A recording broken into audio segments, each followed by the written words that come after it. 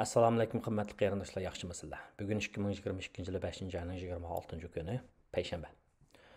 Oldi bilan men dunyoning iqtisodiy vaziyati haqida, bo'libmi Amerikaning iqtisodi haqida qisqacha to'xtalib o'tgandan keyin, bugun George Washington universitetida Amerikaning davlat ishlari kotibi Antony Blinken apandaningki so'zlagan so'zi haqida ayrim ham qisqacha to'xtalib o'taman. Undan sirt yana o'zimizga aloqador ba'zi masalalar haqida ham to'xtalib o'taman. Xabaringlarda bo'lganidek, COVID-19 degan bu vaboninki butun dunyoninki ijtimoiy, iqtisodiy, siyosiy ahvolga ko'rsatgan ta'siri intayin cho'ng bo'ldi, hala bu davomlashyapti. Navbatda dunyoning iqtisodida chekinish bor. Ya'ni vabo biroz vaksinaning paydo bo'lishi bilan biroz vabo chekingan bo'lsa-mu, ya'ni vaboninki ta'siri. Ammo bu tegi taktidan yo'qolib ketmaganligi uchun, ya'ni ayrim rayonlarda bir yerda tezni bossin bizni chiqibdi degandek, bir yerda azaysa, ya'ni bir yerda chiqib, dunyoning iqtisodiga umumyuzlik ta'sir ko'rsatganligi sababidan davlatlarning iqtisodida zo'r chekinishlarni keltirib chiqadi. Hozir dunyo iqtisodining, ya'ni milliy daromadning, dunyodagi milliy daromadning 3dan 1ni ishlab chiqaradigan Amerika va Xitoydan iborat ikki cho'ng davlatning iqtisodida ham chekinish bor. Bugungi chiqqan statistik xabardan qaraganda, Amerikaning iqtisodi mushu faslda, oldimizdagi o'tgan faslda, ya'ni birinchi faslda yanvar bilan mart oraliqdagi shu bir faslda Amerikaning iqtisodida 1.15% chekinish bo'lgan gap. Albatta, iqtisodning ishida iste'mol nihoyatda muhim. Ya'ni aholilarningki pul xarjlashi, anandan keyin tijoratlarning, shirkatlarning pul xarjlashi va shundaqla hukumatning pul xarjlashi va shu davlat xalqining, shu davlatning, shirkatlarining boshqa dunyo bozorlariga pul xarjlashi bu nihoyatda muhim.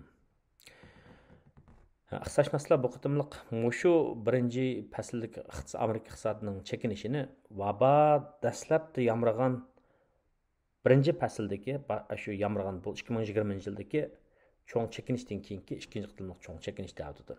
O'tgan yili 4-faslda Amerikaning iqtisodi 6.19%lik surat bilan oshgan, ammo Mao faslda 2022-yilning birinchi faslida 1.15%lik chekin gap. Ya'ni ish bo'lmoq tugul, keyingi chekin gap. Buning bir sababini bu, ya'ni milliy daromadni hisoblagan vaqtda aholilarning iste'moli, tijorat, ya'ni korxonalarning iste'moli, hukumatning iste'moli ham shu davlatninki tashqi savdosiningki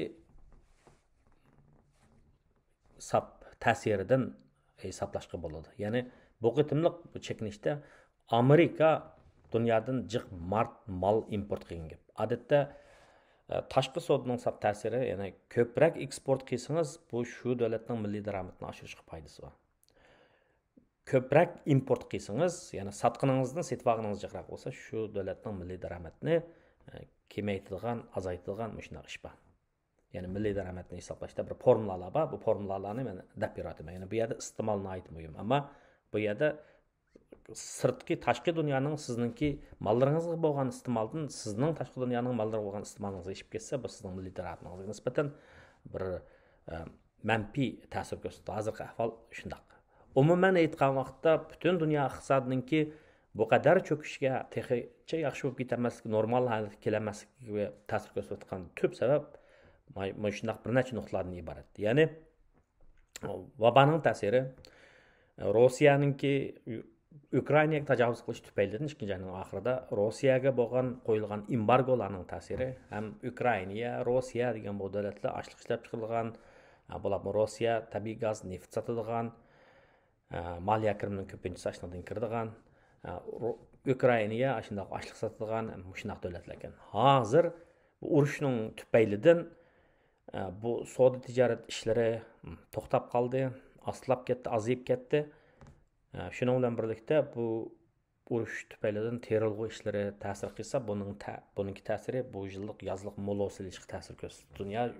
Demak, dunyo bozorida ochliqning va xomashyalarningki bahosiningki, masalan, shu yeziglik ishlatilgan o'g'itlarning bahosini ishib ketadigan gap. Chunki bir narsa qisib olganda, talab jiq bo'lgan vaqtda, ta'minlash oz bo'lgan vaqtda bahoni ko'taradigan gap. Bu nimani keltirib chiqardi desa, pul paxallig'iningki hozir yamrab ketishini keltirib chiqaradi. Mana hozir shu gazning bahosimi o'sib ketdi. Yemeklik bahası o'sib ketdi. Mana bu shunday ahvol ostida bu kimning turmush saviyasi, turmush sifatiga bak ta'sir ko'rsatdi deganda, kirimi tuvan bo'lgan kishilarnikiga ta'sir ko'rsatdi. Ya'ni ular topgan pulning ko'p qismini qo'saq to'yg'izishga sarf qilsa, ularningki turmushining boshqa sifatlarini tashkil qilgan omillarga ularga pul yetishmaydi degan gap. Ondan sır yani pul pahalılığının ham ta'siri var. Pul pahalılığının ta'siri Amerikani ilib etsaq 40 yıldan bu yan ko'rilmagan pul pahalılığı hozir yuz berdi. Yani 8,3% hozirgi shu pul pahalılığı. Gerçi idare jamiyatlar, şirketlar kishilarning maoshini o'stirayotgan bo'lsa-mu, 3%, 4% ayrim kasblarning, ya'ni shu zarur sohalardagi kasblarning masalan sayya sistemasi ishlaydigan sestralarning, doktorlarning maoshining o'sishi, pul pahalılığının o'sish nisbatan yuqoriroq bo'lsa-mu, ammo boshqa sohalarda unday emas. Mana shunga qarab turib, bu pul pahalılığınınki ko'rsatgan ta'siri mana bular boshqa narsalarga ta'sir ko'rsatadi, hukumatlarningki makrolik siyosatiga ta'sir ko'rsatadi degan gap. Endi biz bilamiz, vaba paydo bo'lgandan tortib, hozirgacha bo'lgan shu ahvol ostida Amerikaning o'zila 3 trillion pulni taqdim etdi degan gap. Ya'ni kishilarningki nomrodlikning dastida kirimning tuvalab ketish tufaylidan har xil masalalarni paydo qilib qo'ymaslik uchun, yani davlatlarning vazifasi o'zininki fuqarolarininki farovonligini oshirish emasmi? Davlatning funksiyasini ijro qilish uchun shu xil tadbirlarni ilvatgan gap. Chunki hokimiyat bo'lgandan keyin ashuna qilish huquqiga ega. Lekin bir ishlar tartib bilan, tabiiy o'zining yo'li bilan mangsa, o yaxshi bo'ladi. Agar uningga sunniylik aralashsa yoki g'araz aralashib qilsa, bir yerdan bossa bir yerdan chiqadigan ahvol bo'lib qoldi. Ya'ni tartibsizlik masalani og'irlashtiradi degan gap. Shunga Markaziy banklar, Markaziy banki, Amerikaning Markaziy bankisi bu shu pul pahalılığının tizginlash uchun, ya'ni iqtisodning bak chekinib ketmasligi, iqtisod bak chekinib ketsa, odatda iqtisod 2 fasl chekinsa, buni biz iqtisodda recession deymiz. Ya'ni iqtisodning keyingi chekinishi deymiz. Ma faslda iqtisod chekindi, ammo ba'zi mo'ljallardan qaragan vaqtda 2-chi faslda 4-chi bilan 6-chi oyda Amerikaning iqtisodi yana 2-3% oshdi degan qarash bor. Demak, bu iqtisodshunoslikdagi avu ta'birga tushmaydi. Agar shunday bo'lsa, ya'ni Amerikaning iqtisodi chekinishga qadam qo'ydi, bozor kasatlab ketdi deganga tushmaydi degan gap. Menimcha tushmaydi, chunki Amerikaning emgak bozori yaxshi. Har bir xizmatga, har bir odam uchun, ishsiz qolgan odam uchun ikki xizmat bo'ladi hozir Amerikaning emgak bozorida-ku. Demak, Amerikaning butun dunyo iqtisodida, Amerikaning iqtisodida ahvol eng yaxshi. Ammo boshqa davlatlarda ahvol chataqatda shu Xitoyning o'zini bilsaqmi, Xitoyda omikronning yamrab ketishi bilan Shanxay, Beijing, boshqa shaharlar, boshqa o'lkalar shunday taqilib qoldi.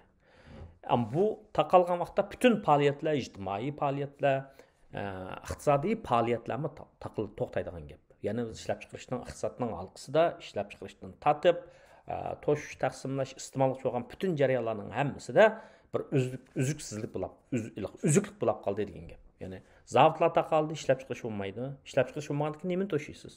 Banasini to'shay desangiz, qatnash transport to'xtatilgandan keyin yo'llar to'saq qilib. Banaslar joyiga borolmaydi. Ba'zi mahsulotlarningki vaqti qarali bor. Demak, u sesiydi buziladi degan gap. Buni ishlab chiqargan odamlar, tergan dehqonlar, masalan, ko'ktatlarni, ba'zi yemekliklarni ishlab chiqargan, pishiqlab ishlab chiqargan zavodlar ziyon tortdi degan gap. Uni kim to'laydi? Demak, nurg'un korxonalarning, nurg'un odamlarning vayron bo'lishini keltirib chiqardi degan gap. Anadan keyin bir narsalar aholilarga, kishilarga yetib bormagandan keyin ularning iste'molimi tugaydi degan gap. Shunga biz xabarlarni anglayapmiz, ocharchilikdan odamlar o'layotgan ishlar yuz berayotgan gap Shanxayda. Odatda biz iqtisodshunoslikda kishilar tovarlarni, mulozimatlarni iste'mol qilish orqali hayotdan topadigan baxtiyorlik darajasini yuqori ko'tardi deb o'ylaymiz. Ya'ni qo'shiq to'ygan bir kishi bilan qo'shiqqa necha kun och qolgan odamning ahvoli qarsangizlar, ularning ro'yi kayfiyatidagi farqni bilib olasiz degan gap. Shunga bu hozir shu dunyoning iqtisodidagi bu ish ham o qatnash transportlarning uzilishi, portlarning to'xtab qilishidek narsalar butunlay ta'minlash zanjirini ishini oqsitibdi. Shunga davlatlar, masalan, Shanxay va uning rayonidagi ba'zi ishlab chiqarish bazalariga mablag' solgan cho'ng multinational corporations, ya'ni dunyoviy shirkatlarni asosda chekinib chiqishga boshladi. Bu yani 2019 Kissinger degan 2019 yilning oxirida Wall Street Journalda maqola yozib shunday degan, ham George Soroslar degan mushu ishlar dunyoninki navbatdagi tartibini o'zgartib o'tadi degan gapga biroz ashi gapga yiqilishyotidi degan. Endi qanday o'zgartdi gapmishadi. Hozirgi masala dunyoning siyosiy vaziyatida hokim mutlaq davlatlar bilan demokratik davlatlar kuch sinashyapti degan gap. Hokim mutlaq davlatlarni masalan Rossiya Taltex Sovet ittifoqi g'ulagandan keyin nurg'un davlatlar barliq keldi. Bular demokratiyaga qarab menishning o'rniga Putinga o'xshash KGB'ning, ya'ni kallasi kommunizm bilan yuyilib ketgan, char podshohlik tushini ko'radigan birisininki uzun yil taxtda o'tirishi bilan mana hozir u Rus xalqi emas dunyoga ofat bo'layotdi. Xitoycha desa, Xitoy ishni ichibotdi, islohot u bu degani bilan necha yillik islohot va ishni ichibitish siyosatining, ya'ni siyosatda biroz kengri qo'yib berishning natijasida ko'rgan mevalarini hozir hajlab bo'lyotdi degan gap. Ya'ni davlatchilik siyosatda bostirish, o'ziga o'xshamagan Xitoylarga o'xshamagan xalqlarga, bizdagi xalqlarga zulm qilish, anandan keyin xalqaro nisbatan har xil usullarni qo'llanish deganga o'xshash shunday ishlar bilan dunyoning ko'zida hozir chat ko'rilishga boshladi. Albatta vijdoni va odamlarning, ozroq aqli va odamlarning orasida shunday. Ammo ular bilan mavta ishib, ular bilan nag'ma qilib o'tirdigan aloqadek demokratik qimmatlarga qarashga o'chib bo'lgan chuprandilar bilan eg'iz bilan yalishyotdi. Ammo hozir bu ikkinchi dunyo urushining keyin barliq kelgan dunyoning tartibini bu G'arb Amerika boshchiligidagi davlatlar va NATO ittifoqdoshlari hargiz boshqalarga tatqizib qo'ymaydi. Xo'sh, shu gapni men Antony Blinkenninki bugun 40 minutlik so'zi to'g'risida, ya'ni George Washington universitetida so'zlagan Xitoy bilan bo'lgan Amerikaningki munosabatidagi Amerikaning Xitoyga tutgan pozitsiyasi haqida kichikina qisqa so'zlab o'tay. Bu kishi deydiki, garchi dunyoninki butun nazari Ukrainaga bo'lgan, Ukrainada bo'lib o'tgan urushga qaratilgan bo'lsa-mu, ammo navbatdagi mavjud dunyoning siyosiy dunyoning tartibiga ta'sir ko'rsatadigan yoki tahlika keltirgan eng chong kuch uzun muddatni o'ylagan vaqtda Xitoy deydi. Chunki Xitoyning ashundaq o'yi bor, o'zgartish o'yi bor, o'zi xo'ja bo'lish, dunyoga hukmron bo'lish o'yi bor, ham shundaq kuchi bor. Ya'ni bu kuchi siyosiy jihatdan, iqtisodiy jihatdan, texnik jihatdan, military, ya'ni harbiy jihatdan deyotdi. Shundaq ekan, ya'ni tahdidni es qilgan ekan, tahdidning oldini oladigan gap. Shundaq qaysi bir faylasufning degan gapi bor. Masalani bayqagan odam aqlli odam, ammo masala yuz berishning oldini oladigan dono odam deydi. Bu ikkinchi dunyo urushidan keyin ayni vaqtda Gitler faşizmning vayron bo'lishini, mag'lubiyat bilan oxirilishini barliq keltirishda kuchi zo'r bo'lgan, zo'r o'ynagan Amerika, ya'ni undan keyin har xil dunyoviy iqtisodiy tartiblarni barliq keltirdi, pul muomala tuzumlarini degan o'xshash. Amerika hargiz bunga qarab turmaydi, ya'ni hokim mutlaq davlatlarningki zo'rayib ketishini, demokratiyaga xiris ulab shu fashizmlik ideyadagi davlatlarning kishilarningki dunyo xo'jalari bo'lishiga hargiz yo'l qo'ymaydi. Shunga bu Blinken degan odamning so'zidan shu narsa chiqib turadi. Ya'ni biz sen bilan so'g'ib munosabatlar urushini qayta boshlashni xohlamaymiz. Sen bilan yaxshi o'tamiz, lekin sen yaxshi o'tamiz faqat bunday shart asosida sen mavjud hozirgi dunyoviy tartibga hurmat qilishing kerak. Birlashgan Millatlar Tashkilotining xalqaro ahdnomlarida deyilgan Birlashgan Millatlar Tashkilotining nizomnomalariga rioya qilishing kerak, hurmat qilishing kerak deyapti. Lekin Xitoy shunday qilyapti, Xitoy shunday qilmayapti. Nima ishqa shunday qilmayapti desa, bular bizning 5000 yillik madaniyatimiz bor degan bilan bu eliqi bir hikoya bor, eliqi biz boshlang'ich o'qigan Xitoyning Mao Dun degan so'zi bor, ziddiyat deydigan. Ya'ni qalqon bilan neyza hikoyasi bor. Men neyzam bilan neyza bilan qalqonni, har qanday qalqonni teshib o'tadi, neyzam deydi bir qo'lida, bir qo'lda qalqon tutilib, qalqon har qanday neyzini to'salaydi deydi. Demak, bu ziddiyatlik, bu 5000 yillik madaniyatda mana shundaq ziddiyatlik ishlarni chiqib ketadi. Masalan, bizni bir tarafdan bosadi, bizni yo'q qilishni qo'yishdi, yana bir tarafdan dunyoga ko'p xillikni, do'stlikni, taraqqiyotni, tinchlikni tashabbus qiladi. Haq uning ishinamda. Sen o'zingga o'xshamaydigan, o'zg'ish bir e'tiqodi bor, bir musulmon, turkiy xalq bo'lgan Uyg'ur, qozoq, qirg'izlarni shundaq yo'q qilyapsan, shundaq insonsizlik qilyapsan sen. Senin degan gaping qaysi gapingga ishongil bo'ldi, nima degan ziddiyatliksan. Faqat bundaq bir tafakkuri ziddiyatlik kishilarni kimni qildi desa, nervisi adashgan sarang kishilarla benormal kishilarni qiladi. Benormal psychopath deymiz. Sarang odamlarni qiladi. Onu unda deb savol qo'ydi, haq savol qo'ydi. Hamma odam undaq emas. Yana biri bularning yana biri madaniyatida yana sizlar o'qigan quliqini tutib qo'ng'iroq o'g'irlaydigan ish. Men tönögün bir necha kundan buyon o'tganda men bir haftaning oldida Qashqar Konisha tizimligi haqida so'zlagandim. Mana bir necha kun bo'ldi. Ya'ni butun dunyoning muhim axborot vositalarida chiqqan bir xabar. Bu xabar nima? O xabar Xitoyning saqchi arxivi. Ya'ni ayadan sonliq ma'lumotlar elib chiqilib dunyoga yayildi. Qaranglar, shu necha ming rasm. Hali beguna sabiy billah. Nerede Dünyanın nerede o necaşlıq kişilərini sən də idiyərin çataqdab solub aldığı iş var köpçülük. Pan-Türkizm, pan-İslamizm deyib eyibləb nem qıyğan adamlarının sanlı 4 milyon deyibdi. Bu faşizmlik ideya olmay neymi? Bu faşizmlik ideya olmay neymi? Bu Xitaylarınki şu özüge oxşamaydigan adamlardan təhdid görüşü, özünün hakimiyeti durup şu rahatsız özünü rahatsız qilishi, xalqni rahatsız qilishi bu qitim dunyoga oshkor bo'lib ketdi texma. Ya'ni nima desa, shunchalar faktlar oldida bu asrlik yolg'onchilik bu bizning kuchayishimizni g'arb davlatlari yoqtirmaganligi uchun shunday yolg'on narsani o'ydiryapti deydi. Ey, sening kuchayishingni yoqtirmagan bo'lsa, sening o'quvchilaringga GRE TOEFL bergan o'quvchilaringga o'qish mukofoti berib, mishalda 80-yillardan boshlab, 90-yillardan boshlab nurg'un odamlarni o'qitib berib, seningki bozorlaringga texnikalarni berib, sening bozorlaringga mablag' solib qilamdi bu davlatlar. Seni bir manda bir mushundaq bir beysa yaxshiroq bo'lsa, ma do'stlikni tushunamdik, yaxshi ko'ngilni tushunamdiki, mundaq bir demokratiyaga qadam ilib, mundaq qonun tuzum bilan adam boshqarib bir insonlik qaytamdiki deb qilgan bo'lsa. Unda qilmadi bu Xitoylar. Xitoy tushi deb bizga o'xshash yo bularning bir jingmomisiga ta'sir qilmaydigan bir xalqni dushman ko'rib, bizning vatanimizda turib, bizning vatanimizda shunda askarlikni qilyapti, nomardlik qilyapti, yosh alarni maktab ko'pimizda tutib beshi xalatga yuzib qurollarni tanglab. Ayni vaqtda yaponliklar Nanjingni bosgan chaqda qilgandagidek shunda vahshiylikda bu. Ondan keyin beguna ojizlarni bir davlatda adolat bormi yo'qmi degan gapga qarashda shu davlatning eng ojiz to'pqada muomala qilganiga qara deydi 1973-yili adolat nazariyasini o'tirib qo'ygan Harvardning faylasufi Justin Rawls. Rawlsning nazariyasi deb qo'yamiz buni. Biz darslik kitobda o'qigan.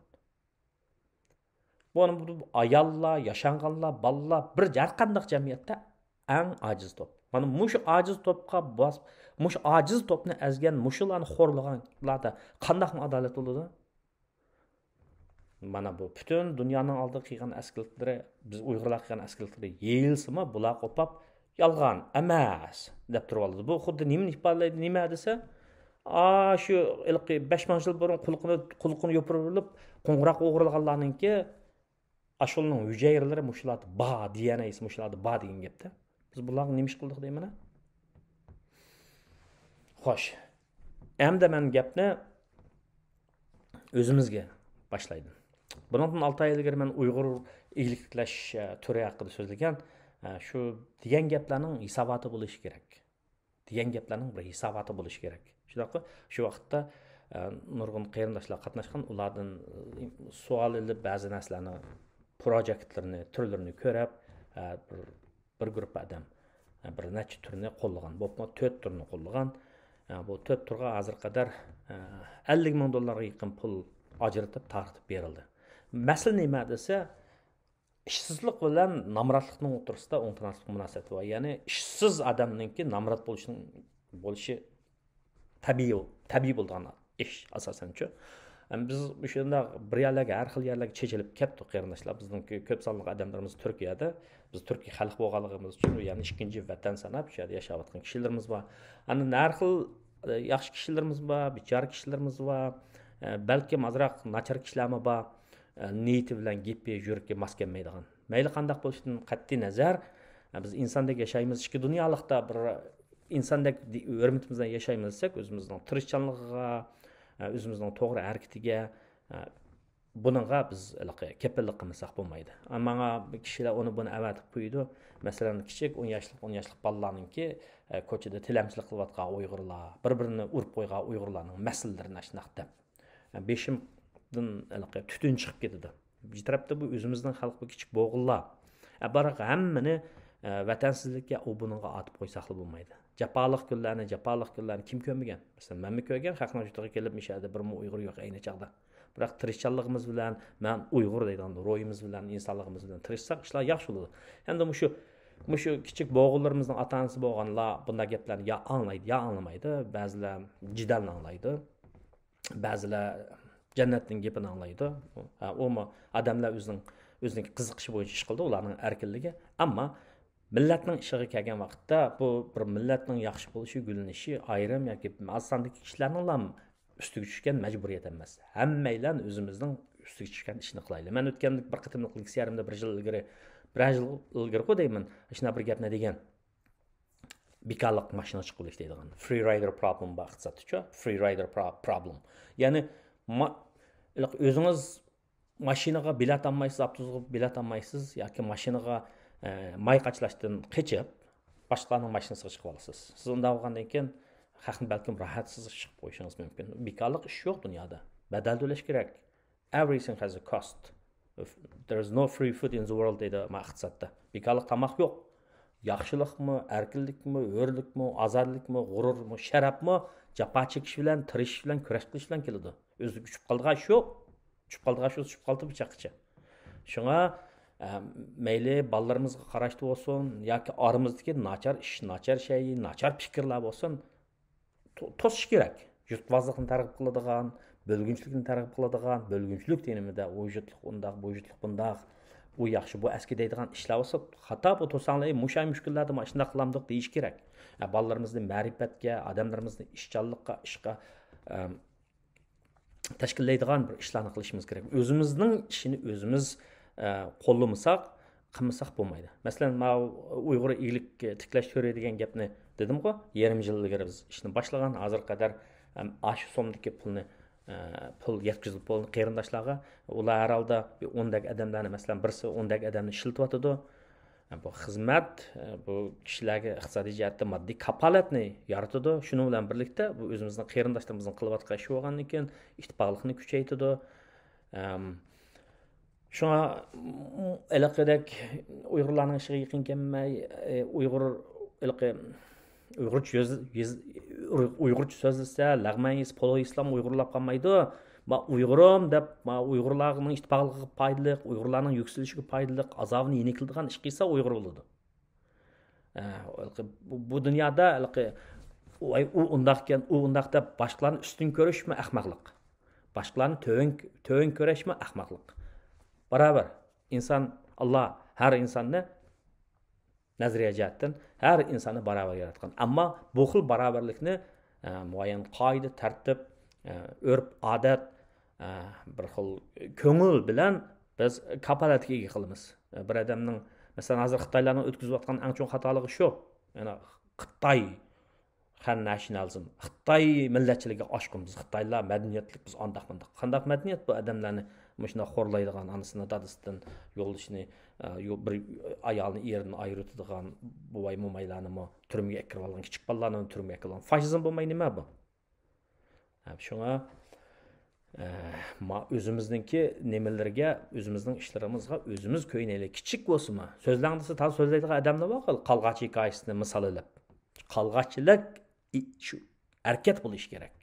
Bir ton nazariyadan bir misqal amaliyot muhim. Shunga men mishada Uyg'ur igliklash turini boshlagan, Uyg'urlarim deb yurikini berib, o'ylab kuch chiqarayotgan shu Rizvanga o'xshash qarindoshlarimizga rahmatimni aytaman. Ham mushu turlarni qo'llagan barliq qarindoshlarga rahmatimni bildiraman. Qaranglar, Uyg'urlar degan shunday bir mehribon, isil taraflarimiz bor bizning. Biroq qarindoshimiz qazo qilib ketsa, ish og'ritimiz, masalan, har xil kasallarga o'lib ketadi bizning odamlarimiz. Biroq qarindoshimizda shunday bir qiyinchilik ulab qolsa, odamga og'riydi-ku. Kishilar taraf-tarafdan yordam qilamiz. Uyg'ur degan bu shunday haq. Mo'minjon Abdulkamning Uyg'ur degan bu shunday degan narsani anglamsizlar? Ba'zilar anglaysizlar, ba'zilar anglamaysizlar. Men anglayman masalan. to'y to'kin u bo'lsa shunaqasini qo'yib beringlar talab qilaman. Uyg'urlar 11 asrda ikki buyuk olimi dunyoga taqdim qilgan O'rta Osiyodagi eng madaniyatli millatlarning biri. Hamda tarixiy isilish bo'lmaydi. Kelajagimizni yaratishimiz kerak. Biz kuchli bo'lgan vaqtda ballarimizni tarbiyalab har qaysi yerlarda shu davlatlarning hokimiyatiga, demokratik ellarga hokimiyatga aralashtirgan vaqtda iqtisodiy jihatdan boylarimiz, siyosiylarimiz yetishgan vaqtda dunyoviy kuchga, ta'sirga ega ishlarimizni yaxshilanish yo'lida umidsizlansa qat'iy bo'lmaydi. Umidsizlik shaytonning ishi deydi. Imonliq odamda umid var keladi. Masalan, Avstraliyada xabarlarda bor Adila deydigan singlimimiz familiyasi esimda qolmabdi. Andan Inti Ilhom deydigan ikki singlimimiz nimaga qatnashdi? Saylamga oxir qanday bo'ldi? Uqamadim. Maral saylashdi. Turkiya, Kanadaga to'yga borsam, shu yerda bir hamshirimizding qizi shu deminingki bir parlament saylamga qatnashmadigan bekatni qildi. Xo'sh bo'ldim. Montrealda Miguel universitetida bir necha qizimiz qonun o'qish uchun shu yerga qabul qilindi. Davlat universitetlar shu. Bu yil Harvardga kirgan Uyg'ur o'quvchilarimiz bor. Ba'zi davlatlarning 20 million odam, 20 million nopos va 30 million nopos va nurg'un boyliqlar bor, ammo bir balasini o'zining kuchiga tayinib Harvardga keladigan ahvol yo'q. Harvard avatamaydi, Harvard o'qiyolmaydi-ku. O'qiyolmamdi, o'qimamdi yoki o'zining nimasidan qanoatlanmadi. Dunyo fan texnika, iqtisod, shunday dunyosi. Bundan keyin shuni kim yomonmiz shu so'raydi. Xo'sh, endi shunday bir turklarning kinosini ko'rsangiz, chiroyli gaplarni qiladi ekan, ba'zi yaxshi gaplarni qiladi ekan. Masalan, inson biz xato ishni yopa bilamiz deb. To'g'ri, insonchilikda bir xato ishlarni qilib qolamiz, ammo tegtakni aytgan vaqtda yurtimizningki qalbimizning tegida bir xil o'zimizningki Uyg'urligimizga bo'lgan bunda bir muhabbat, hurmat, sevgi cho'qim bulduqlash kerak qarindoshlar. Cho'qim bulduqlash kerak. Biz buningdan yaxshi haq asla mundaq bilsak, biz yaxshi haq. Mundaq bir nizolarni yo nachar qiliqlarni tashlab Uyg'urim deb Uyg'urni sevib, Uyg'urlar uchun, Uyg'urlarning baxti uchun kurash qilayotgan odamlarni qo'llash kerak. Hamda ba'zida undaq gap so'z ishlar bo'lib qoldi. Biz biroq qarab yiqinglar, mana rasmlardagi 15 yoshlik Rahila Umar degan qizni. Shunda beg'ubar, sabiy, kichik bolalarni. Xitoyning shundaq hamda bir askiligi, zo'ravonligi, zulmini hamda shundaq bir ishlarni bottom line deb qo'ydi. Bir chek yo'qda numus qilish kerak Xitoylar va Xitoylarning g'alchilari va ashlar umid kutayotgan, ashlar yantoyoq bo'layotgan guppanchilar, dapchilar numus qilish kerak. Uyg'urlarni jazoga tortishda, xo'rlashda shundaq yantoyoq bo'lgan, aktivlik qilgan chapanchilar, shapkichilar bularni diqqat qilish kerak. O'ziga yenib qolgan ishlar bo'ladi.